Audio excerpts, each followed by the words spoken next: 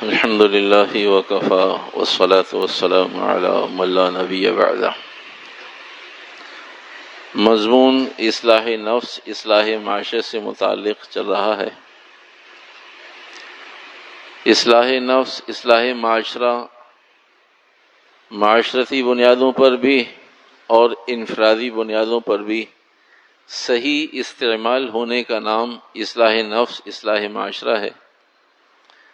ماقبل میں یہ بات چل رہی ہے کہ اگر آدمی کسی بڑے سے بیعت ہو جائے، کسی متقی دیندار بھرے آدمی سے، نیک آدمی سے کوئی تعلق قائم کر لے تو بیعت سنت ہے، تو سنت بیعت کے فوائد میں سے کچھ فوائد ماقبل میں ذکر کیے جا چکے، اور 3 فوائد پر گزشتہ اتوار کو بات ہو رہی تھی۔ اسی گفتگو کو تسلسل کے ساتھ آگے چلاتے ہوئے 3 بنیادی چیزیں بیعت سے متعلق، اگر آدمی کسی بڑے سے رابطے میں رہے تو توکل کرنا آ جاتا ہے، اللہ سے تعلق مضبوط ہو جاتا ہے، تبدل آدمی کی زندگی بدل جاتی ہے یا بدلنا آسان ہو جاتا ہے۔ توکل، تعلق، تبدل 3 لفظ ہیں، اور یہ 3 لفظ 3 محنتیں، 3 کوششیں، 3 کام ہیں۔ یہ تعلق بھی، تبدل بھی، توکل بھی جلدی سے آ جایا کرتا ہے اگر کسی بڑے کے رابطے میں ہو، اور ذرا ٹائم لگا کرتا ہے، مشقت ہوا کرتی ہے، اور ضروری نہیں کہ آئے، کوشش کرتا رہتا ہے۔ لیکن یہ بات ضروری ہے کہ اگر واقعتاً اخلاص کے ساتھ کسی نیک متقی آدمی کے رابطے میں رہے تو توکل آسان ہو جاتا ہے، اللہ سے تعلق آسان ہو جاتا ہے، تبدل آسان ہو جاتا ہے، زندگی کا بدلنا اس کی ہمت ہو جایا کرتی ہے۔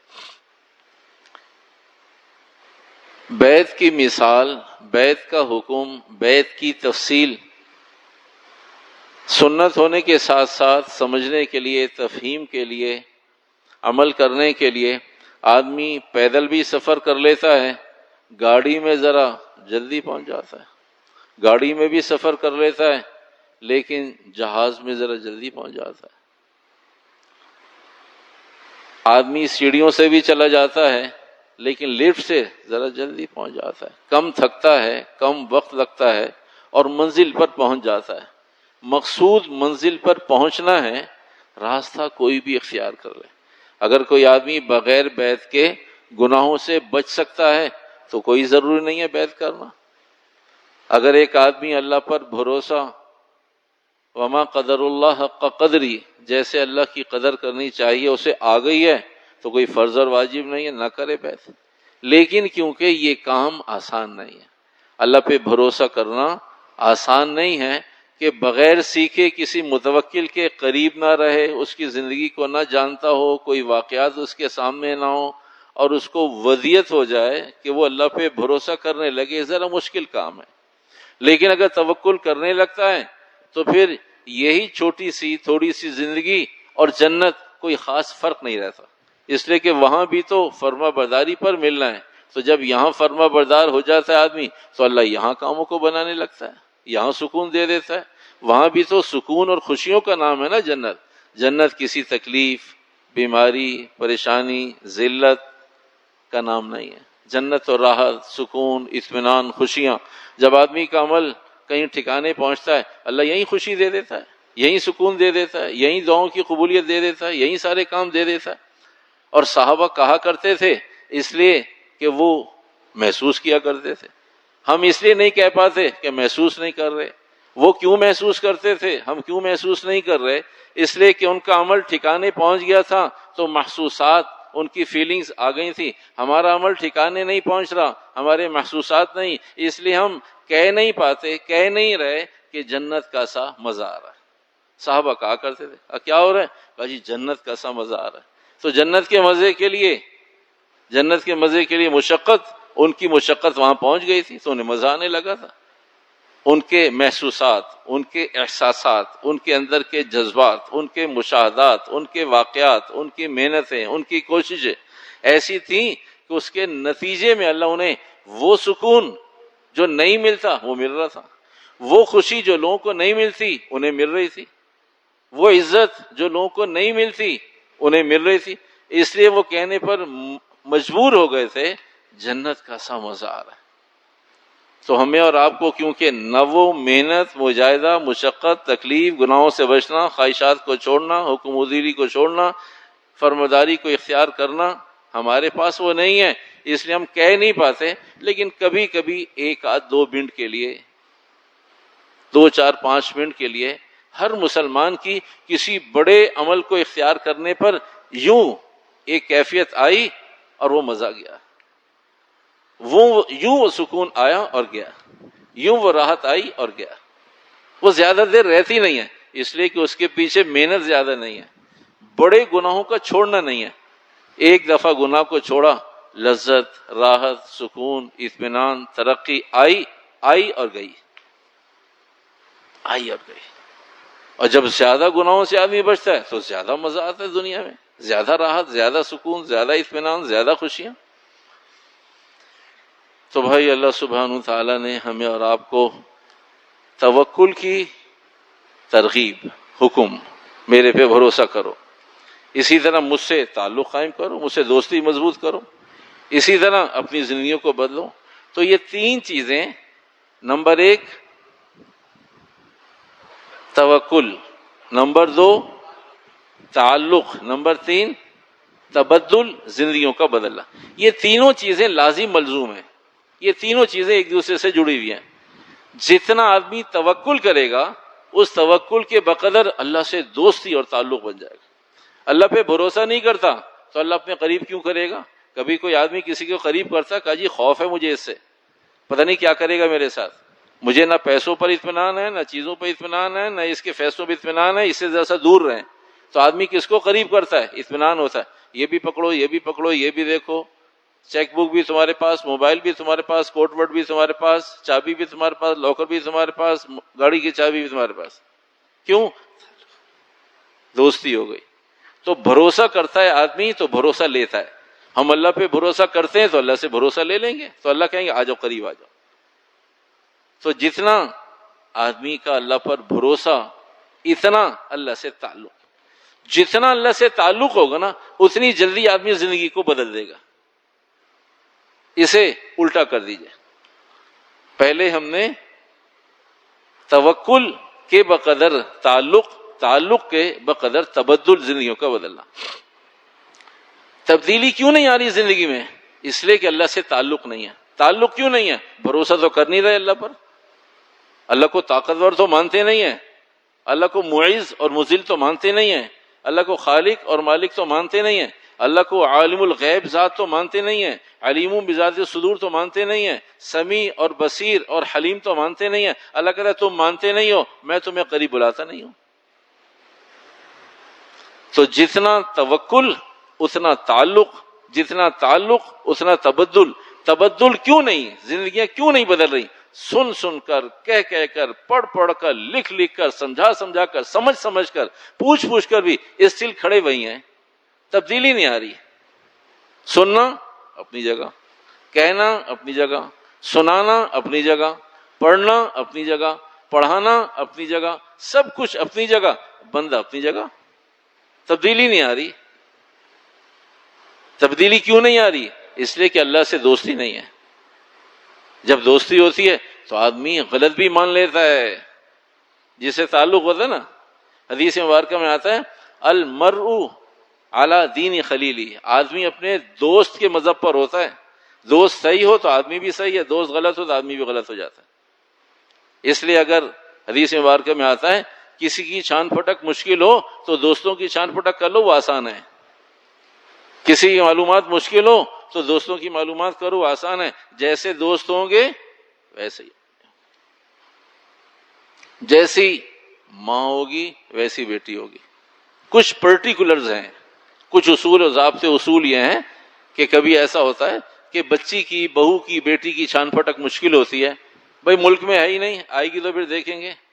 بھائی ابھی تو پڑھنے گئے ہوئے ہیں. اچھا بھائی 2 4 5 6 8 10 نشستیں ماں کے ساتھ ہو گئی، فیصلہ کر لیجئے جو ماں ہے وہ دوسری والی اس کی بھی ماں ہوگی. جو دوست ہے، جو دوست نظر آ گئے ہیں، وہ جو اس وقت موجود نہیں ہے وہ ان سے بھی سینئر ہوگا. یہ سارے 4 ہیں، وہ 4 پہ بھاری ہوگا جس کی انویسٹیگیشن کر لے. اس لیے کہ یہ اصول و ضابطے اللہ کے نبی نے بتایا. المرء علی دین خلیل، آدمی اپنے دوست کے مذہب پر ہوتا ہے. تو کچھ چیزیں ایسی ہیں اللہ نے آسان کر دی. تو بھئی اللہ پر بھروسہ ہوگا تو اتنا تعلق ہوگا تو تعلق کے بقدر زندگیاں بدل جائیں گی. زندگیاں نہیں بدل رہی اس لیے کہ تعلق نہیں ہے. زندگیاں نہ بدلنے کا بہترین فارمولہ کرائٹیریا یہ ہے کہ بھئی کیا وجہ کیا ہے؟ کا کوئی وجہ نہیں ہے، اللہ سے دوستی نہیں ہے اس لیے زندگیاں نہیں بدل رہی. جب تعلق ہو جائے گا، جب اللہ سے دوستی ہو جائے گی، پھر کہنا نہیں پڑے گا. جب تک تعلق نہیں ہے اس وقت تک کہنا پڑ رہا ہے، اس وقت تک ہے. جب تعلق ہو جائے گا پھر نہیں، پھر تو میں اور آپ ایڑی چوٹی کا زور لگا لیں، پھر نہیں بندہ مانتا. کہا جی نہیں میری دوستی ہو گئی ہے، میری دوستی ہے. تعلق ہے تو تبدیلی آ گئی. اور تعلق کب ہوتا ہے؟ جب بھروسہ آتا ہے. اب آئیے مختصر سے مضمون کی طرف. مضمون یہ، اللہ کے نبی علیہ الصلوۃ والسلام نے فرمایا توکل، بھروسہ، اللہ کی ذات پر توکل، بھروسہ. اتنا آسان اور اتنا سنتے کہتے رہتے ہیں، تو جب تک اس کی گہرائی میں جا کر اور باریک چشمے لگا کر حساس دوربین سے نہیں دیکھیں گے تو سمجھ میں نہیں آئے گا کہ توکل اور ہمیں کوئی آپس میں مناسبت بھی ہے یا نہیں، کوئی تعلق بھی ہے، کوئی مس بھی ہے کہ نہیں. اللہ کے نبی علیہ السلام نے فرمایا تم اللہ پہ بھروسہ کرو جیسے بھروسہ کرنے کا حق ہے. تم اللہ پہ بھروسہ کرو جیسے بھروسہ کرنے کا حق ہے. اب یہ قیامت تک کسی کو نہیں معلوم کیسا حق ہے. تم اللہ کی قدر کرو جیسے اللہ کی قدر کرنے کا. اللہ میں کیسے کریں؟ ہمیں کیا پتا، ہم نبی تھوڑی ہیں. تو اللہ نے فرمایا، اللہ کے نبی نے فرمایا تم بھروسہ کرو جیسے بھروسہ کرنے کا حق ہے. کہ اگلی بات سمجھ میں کیسے آئے گی؟ کیا تم بھروسہ کرو جیسے بھروسہ کرنے کا حق ہے، سمجھ میں کیسے آئے گی بات؟ کہا ہم تمہیں ایسے پالیں گے جیسے ہم پرندوں کو پالتے ہیں. جیسے پرندے پل رہے ہیں، اگر اس اسٹیٹس پر آ گئے تو ہم نے بھروسہ کیا، اگر اس اسٹیٹس پہ نہیں آئے تو بھروسہ نہیں کیا. اب ایک نیا سوال پیدا ہو کہ پرندے کیسے پلتے ہیں؟ اب ایک نئے مضمون آ گیا. اس لیے کہ پرندوں کا حال یہ ہے کہ وہ صرف چلتے اور اڑتے ہیں، باقی کچھ نہیں کرتے. اللہ نے فرمایا تم بھی خالی ہمیں چل کر دکھا دو، باقی کام ہمارا ہے. تمہاری فیکٹریاں ہوں، نہ اس کی ضرورت نہیں.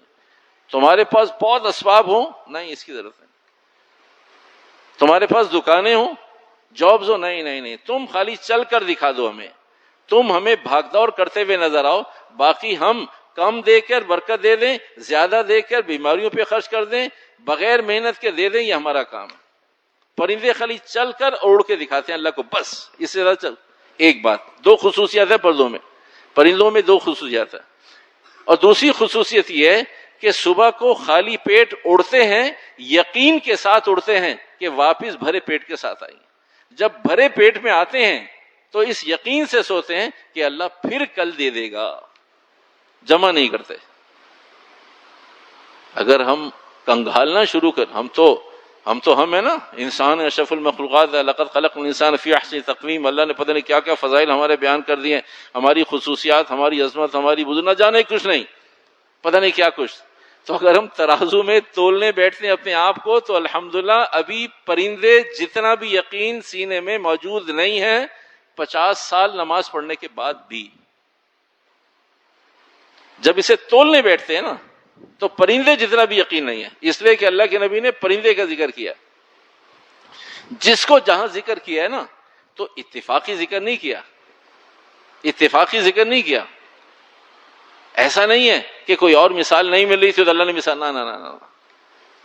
اللہ نے اگر پرندے کا ذکر کیا ہے تو پرندے کی خصوصیت یہ ہے کہ جب اڑتا ہے تو یقین سے اڑتا ہے، جب آتا ہے تو یقین سے سوتا ہے کہ کل پھر ملے گا. جب اڑتا ہے پتہ نہیں ملے گا نہیں ملے گا، پیٹ بھرے گا نہیں بھرے گا، ہوگا نہیں ہوگا، جاب ملے گی نہیں ملے گی، پتہ نہیں بچوں کا کیا بنے گا. تو کہا ابھی تو پرندے جتنا بھی یقین نہیں آیا. تو اللہ فرماتے ہیں ہم تمہیں ایسے پالیں گے جیسے پرندوں کو پالتے ہیں. ساری زندگی سوائے یقین کے کچھ نہیں کرتے. کوئی کام ہی نہیں ہے ان کا یقین کے علاوہ. چلتے ہیں اور یقین کرتے ہیں, اڑتے ہیں اور یقین کرتے ہیں.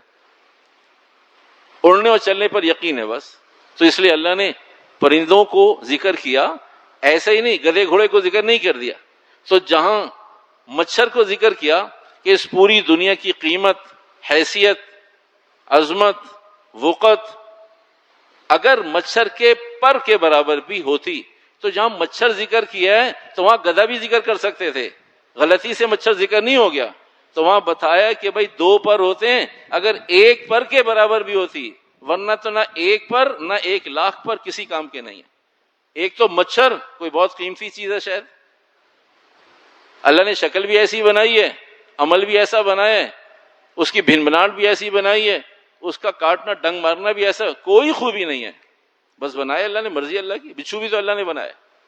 اللہ نے فرمایا پوری دنیا کی اگر قدر و قیمت مچھر کے 2 پروں میں سے ایک پر کے برابر, تب بھی کافر کو گھونٹ پانی نہ دیتا. جو میں نے اتنا پانی, کھانا پینا, موج مستی دے دی ہے, تو میرے نزدیک 1 پر کے برابر بھی نہیں ہے, جبکہ پر تو کام کے 2 ہوا کرتے ہیں. تو جہاں جو اللہ نے ذکر کیا ہے وہ اتفاق سے نہیں کیا, وہ ایک سسٹم کے تحت ذکر کیا. جہاں عمل کی بات آئی تو کہا ایسا ہے جیسے گدھے پر کتابیں رکھ دیں. تو بھئی کتابیں اور گدھوں کا کیا تعلق؟ گدھے پر سامان, اینٹیں, ریت, بجری, پتھر سمجھ میں آتا ہے, کتابوں کا کیا تعلق ہے؟ تو جہاں جس کا اللہ نے ذکر کیا ہے, جہاں جس کا اللہ نے ذکر کیا ہے تو ایک سسٹم اور نظام کے تحت سمجھانے بتانے کے لیے کیا ہے. تو اللہ سبحانہ وتعالیٰ فرماتے ہیں پرندوں جتنا یقین بھی ہو تو ہم تمہارا کام کر دیں گے. تو ہمارے کام نہیں ہو رہے, ہم پھنسے پڑے ہیں, اس لیے کہ ابھی تک یقین کے اعتبار سے تو کرائٹیریا ابھی پرندوں جتنا بھی نہیں ہوا ہے. جس دن ہو جائے گا اس دن ہم بھی موج کریں گے, ہمیں بھی رات کو بھرے پیٹ سو کر صبح کا غم نہیں ہوگا, خالی پیٹ ہوں گے بس چل رہے ہوں گے. اللہ کا وعدہ ہے کہ اللہ نے شام کو پیٹ بھرنا ہے, اللہ کا وعدہ ہے اللہ نے شام کو دینا ہے. ایک صاحب مال, توکل کی بات ہو رہی ہے توکل کی. صاحب مال ایک اچھی رقم کا انہوں نے اپنی کمیونٹی سے تقاضا کیا کہ بھئی میں کچھ مسائل میں آ گیا ہوں, اور وہ رقم شاید 90-97 کروڑ روپے کی تھی, 90-95 کروڑ روپے کی رقم. تو اس نے اپنے کمیونٹی کے لوگوں کو جمع کیا, تو خود بھی صاحب حیثیت آدمی تھا اور کمیونٹی بھی بہت مضبوط تھی. اس نے کہا فکر نہ کریں, اگر یہ ارب ہوتے نا 90-95 تب بھی کر لیتے, اس لیے کہ آپ کی حیثیت اتنی ہے اور ہم بھی اس قابل ہیں. دنیا بھر میں ہم کام کر رہے ہیں, تو 90-95-97 ارب ہوتے تب بھی کر. آپ کی شخصیت ایسی ہے, آپ کی شخصیت ایسی ہے, اس لیے دے دیں گے, فکر نہ کریں. ان میں سے پینل کے ایک آدمی نے کہا کہ اگر آپ خیال نہ فرمائیں تو ایک سوال کروں, کہا کریں. کہا میری معلومات کے مطابق آپ کے پاس اس سے زیادہ اثاثے موجود ہیں. میری معلومات کے مطابق جس کیلیبر کے آپ آدمی ہیں, آپ کے پاس اس سے زیادہ اثاثے اور کرنسی اور لکوڈ فارم میں آپ کے پاس چیزیں موجود ہیں. تو میں یہ صرف سمجھنا چاہتا ہوں کہ آپ کے پاس موجود ہیں, پھر بھی آپ کہہ رہے ہیں جبکہ ہم منع نہیں کر رہے. آپ کی شخصیت ایسی ہے, پرسنالٹی ایسی آپ کی, کب ضرور دیں گے. اس سے زیادہ مانگیں گے, آپ تو کروڑوں مانگ رہے ہیں, آپ اگر 95 ارب مانگے وہ بھی دیں گے. لیکن سوال یہ کہ آپ کے پاس موجود ہیں, آپ کے پاس موجود ہیں, پھر آپ کیوں مانگ رہے ہیں؟ اس سے مانگنا تو اتنے بڑے عام آدمی کے لیے ذلت کی چیز, آپ اتنے بڑے آدمی ہو کے مانگ رہے ہیں اور اتنی بڑی رقم مانگ رہے ہیں. تو جب موجود ہیں تو کیوں مانگ رہے ہیں؟ یہ مانگنے کی ذلت سے کیوں گزر رہے ہیں آپ؟ تو کیا آپ کو اللہ پہ بھروسہ نہیں ہے؟ کہ اللہ پہ بھروسہ ہے, کیوں, کیا ہو گیا تمہیں؟ یہ کوئی بات پوچھنے کی مسلمان سے کہ اللہ پہ بھروسہ نہیں ہے؟ کہ نہیں, ہمیں اس کی کلیریفیکیشن چاہیے, آپ ہمیں بتائیں. آپ نہیں بتائیں گے تب بھی ہم نے سینکشن کر دیے, NOC جاری کر دیا, دے دیں گے آپ کو, فکر نہیں کریں. ہم فیصلہ ساز لوگ ہیں, دیں گے, ضرور دیں گے. لیکن صرف آپ یہ بتائیے کہ ہم توکل سمجھنا چاہتے ہیں آپ سے. فرمایا اللہ نہ کرے, خدا نہ خواستہ آپ سے میں نے لے لیے 1 ارب روپے, لے لیے میں نے آپ سے 95-97 کروڑ روپے. اللہ نہ کرے, اللہ نہ کرے, خدا نہ خواستہ, خدا نہ خواستہ, پھر کہتا ہوں خدا نہ خواستہ, اگر پیسے پھنس گئے, اگر کہیں مسئلہ زیرو ہو گیا, تو میرے پاس جو اثاثے ہیں وہ آپ کو دے کر اپنی عزت بچا لوں گا. یہ میں نے اللہ پہ بھروسہ کیا ہے. کہا اسے اللہ پہ بھروسہ کہتے ہیں؟ یہ ٹانگ توڑی آپ نے اللہ کے بھروسے کی. آپ کہیے کہ میرے پاس مال ہے, مجھے اللہ پہ بھروسہ نہیں ہے, میں نام اللہ کا لیتا ہوں لیکن اللہ پہ بھروسہ کہا آپ کے پاس اثاثے کیا ہیں؟ آپ کے پاس اثاثے کیا ہیں؟ تو ان میں سے ایک آدمی نے کہا کہ حضرت اگر میں تو اس حیثیت کا مالک نہیں ہوں، آپ کا ملازم ہوں، لیکن اگر آپ کہیں اور برا نہ مانے تو میں آپ کو بتاؤں، کوئی بات عرض کروں؟ ہاں ہاں بولے. کیونکہ بہت پیک کے لوگ بیٹھے ہوئے تھے اور سرکردہ لوگ تھے، فیصلہ ساز لوگ تھے. کہا آپ کے پاس آپس کی بات ہے، ہم کمیونٹی کے لوگ ہیں اور آپ کے بڑے بڑے کام ہم دیکھتے ہیں کریں، آپ کے پاس اثاثے اور پیسہ سب کچھ ملا کر کیا ہوگا؟ پھر بھی کہا یار آپ کیسی باتیں کر رہی، کوئی بتانے کیجیے. کہا ٹھیک ہے. کہا میں اللہ کا میں حلفیہ کہتا ہوں کہ یہ ہم 4 آدمیوں کے علاوہ کسی کو نہیں پتا، جبکہ ہمیں اندازہ ہے کہ آپ اس حیثیت کے مال. کہا ہوں گے 5 یا 6 ارب روپے ہوں گے. آپ مانگ تو 1 ارب روپے رہے ہیں. کہا ہوں گے 5-6 ارب روپے ہوں گے. تو کہا آپ ہم سے ڈیمانڈ کریں 10 ارب روپے کی، ہم ابھی سینکشن کرتے ہیں، ابھی دیتے ہیں، ہماری ذمہ داری آپ کو دینا. اب مجھے بتائیے اللہ پہ بھروسہ ہے. کہا میرا دماغ خراب ہے، 10 ارب روپے تم سے لوں گا؟ کہا بھروسہ تو یہ جو نہیں ہے اس پہ بھروسہ کیجئے، جو ہے اس پہ بھروسہ تھوڑی ہے. جو آپ دے سکتے ہیں، اپنی عزت بچا سکتے ہیں، یہاں کیا اللہ پہ بھروسہ کیا آپ نے؟ اللہ پہ بھروسہ یہ ہے کہ آپ ایسا کوئی کام کریں، 5 ارب روپے کے اثاثے ہیں، آپ 10 ارب روپے کا تقاضا کریں. کہا نہیں ایسا نہیں ہے، یہ بیوقوفی، ایسے کام نہیں کر سکتے. تو میرے بھائیو ابھی تو ہمیں بھروسہ اور توکل کی ہوا بھی نہیں لگی. مولانا ادریس صاحب رحمۃ اللہ علیہ، ہندوستان کی بات ہے، حیدرآباد دکن میں پڑھاتے ہیں، حیدرآباد دکن میں پڑھاتے ہیں اور 250 روپے ان کو تنخواہ ملتی ہے.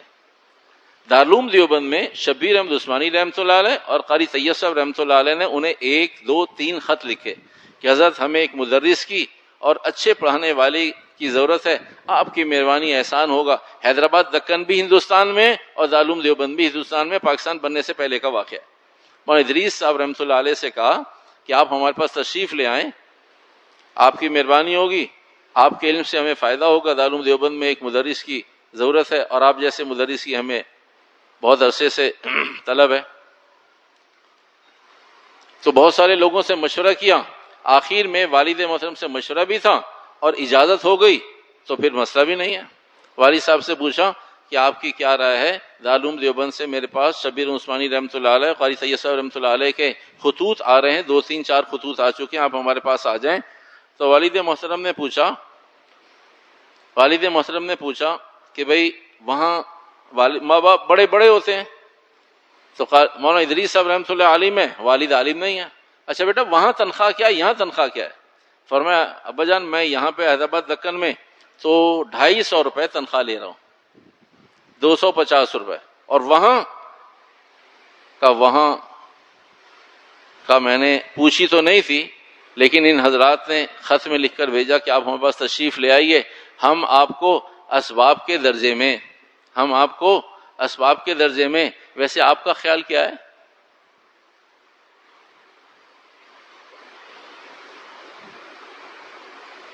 کیونکہ مال کا ذکر ہے اور ہم سب فرشتوں کی جماعت ہیں، تو اس لیے ہم اس میں کوئی رائے نہیں دیں گے.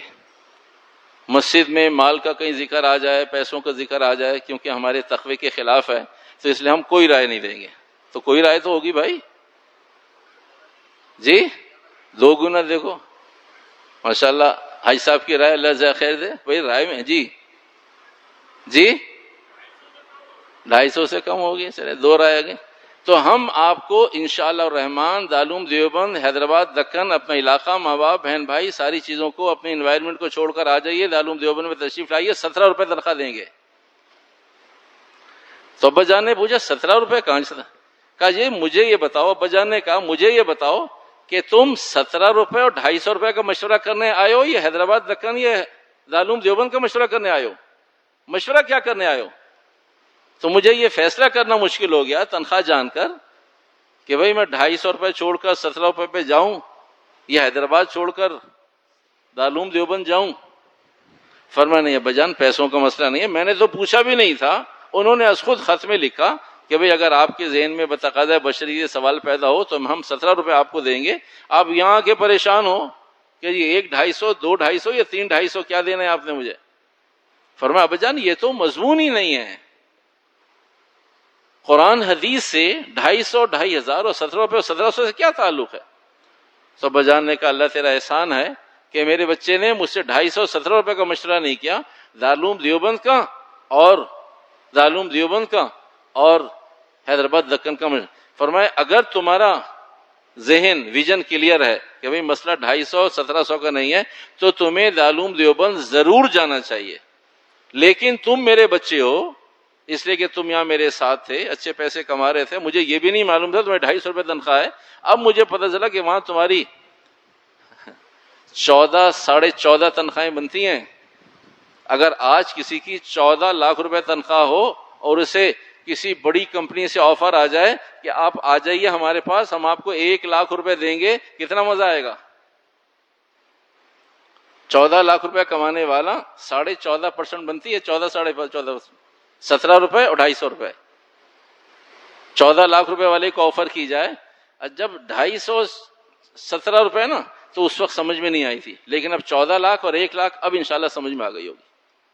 کہ بھی کسی کی 14 لاکھ روپے کی سیلری ہو اور اسے کہا جائے ہم آپ کو 1 لاکھ روپے دیں گے، آپ ہمارے پاس آ جائیے، تو کتنے مزے سے خوشی سے آدمی جائے گا اور کتنے لوگوں کو بتائے گا کہ میری ترقی ہو گئی ہے. تو ابا جان نے پوچھا بیٹا وہ باقی چیزیں تو اپنی جگہ ہیں، لیکن تم 250 سے 1700 پہ جا رہے ہو، یہاں تم میرے پاس تھے، گھر تھا، ساری چیزیں تھیں، فیملی کو بھی لے کر جا رہے ہو، حیدرآباد تک سے دارالعلوم دیوبند جا رہے ہو. تو مولانا ادریس صاحب رحمۃ اللہ نے فرمایا ابا جان 17 روپے اور 250 روپے ایشو نہیں ہے، ایشو یہ ہے اگر اللہ نے میری محنت کو قبول فرما لیا تو پھر مجھے اللہ سبحانہ و تعالی میری ساری ضروریات کا ذمہ دار ہے، یہ میرے اللہ کا وعدہ ہے. جس بچے کا یہ اعتقاد ہے اس کے باپ کا اعتقاد کیا ہوگا؟ جن اولادوں کے یقین یہ ہیں ان کے ماں باپ کی تربیت کیا ہوگی؟ تو میرے بھائی توکل بہت اوپر کی چیز ہے، بہت اوپر کی چیز ہے، یہ اللہ کا احسان ہے. باقی تعلق اور تبدل انشاءاللہ اگلی دفعہ بات کریں گے، اس لیے کہ اب مضمون میں گنجائش نہیں ہے، وقت میں گنجائش نہیں ہے، تو تعلق سے متعلق اور تبدل سے متعلق بعد میں عرض کریں گے. اتنی سی بات عرض کر کے بات ختم کرتے ہیں کہ اللہ کا احسان ہے کہ ہمارے پاس کم از کم توکل کے واقعات تو ہیں. توکل نہ صحیح، توکل کے واقعات تو ہیں. کم از کم ایک دوسرے کو توکل کے واقعات سنا کر تو خوش ہو جاتے ہیں. کبھی ہمارے بڑے اس طرح کے لوگ گزرے ہیں. اللہ سبحانہ وتعالی ہمیں اور آپ کو توکل کی حقیقت مرنے سے پہلے عطا فرما دے. الحمدللہ رب العالمین والعاقبۃ للمتقین والصلاۃ والسلام علی سید الانبیاء والمرسلین برحمتک یا ارحم الراحمین.